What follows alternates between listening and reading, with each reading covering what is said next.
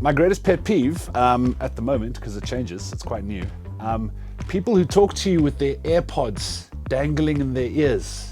My guilty pleasure is RuPaul's Drag Race. Where do I see myself in 5 years? On a yacht, on a boat, in Thailand, doing nothing. The greatest advice I've ever been given is don't take criticism from people you wouldn't take advice from. My first crush is still my only crush, be my lifelong love. There will be no other ever, cause it's Arsenal. Arsenal OFC. Oh, we are the greatest team the world has ever seen. My greatest pet peeve is people driving in the yellow line in the traffic. My guilty pleasure is reality TV and tabloid magazines. In 5 years, I see myself still hosting The Drive with Rob and Roz. Hopefully Rob will still have me after 5 years. The greatest advice I've ever been given is to be yourself. I don't know if I can actually say this because it's gonna sound super weird, but growing up, I had a huge crush on the cartoon character Marshall Bravestar. I mean, eyes of the wolf, speed of the puma, strength of the bear. Like, what wasn't to like? And he was a marshal who fought crime.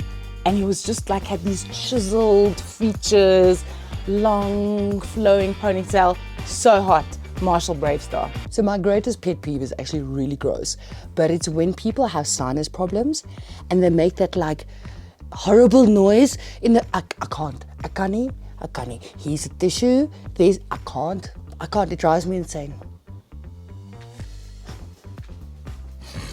Stop it, I can't. They're like, okay.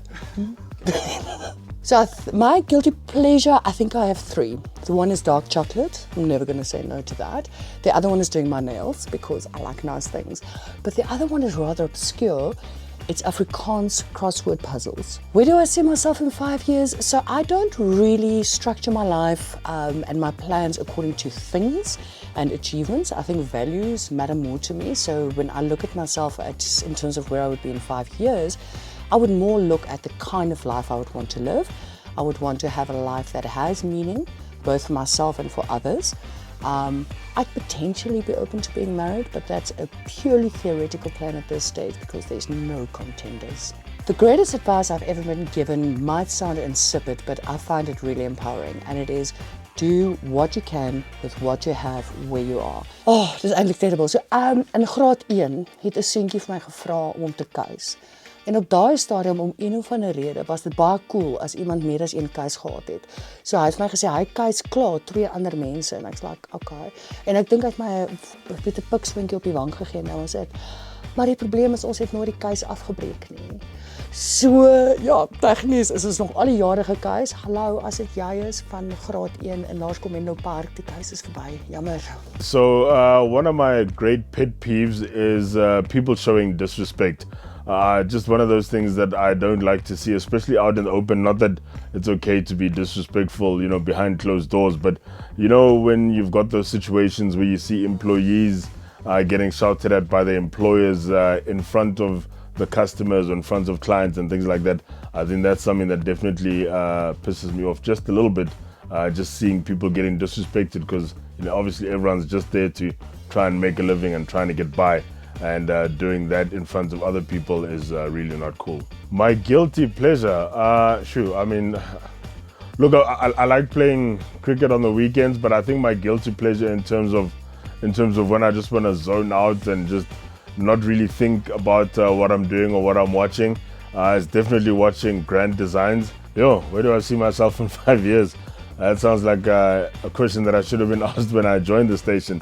But yeah, those are like hectic interview questions. I'm not sure. Like, I mean, I'm happy where I am now at Jacaranda, and I'm happy, you know, with the show that I'm on. The greatest advice probably was to question things, you know, just to not let things be and not just go with the flow all the time. I mean, I guess there are times when you do go with the flow. My mom always used to tell me that there's a time and a place for everything.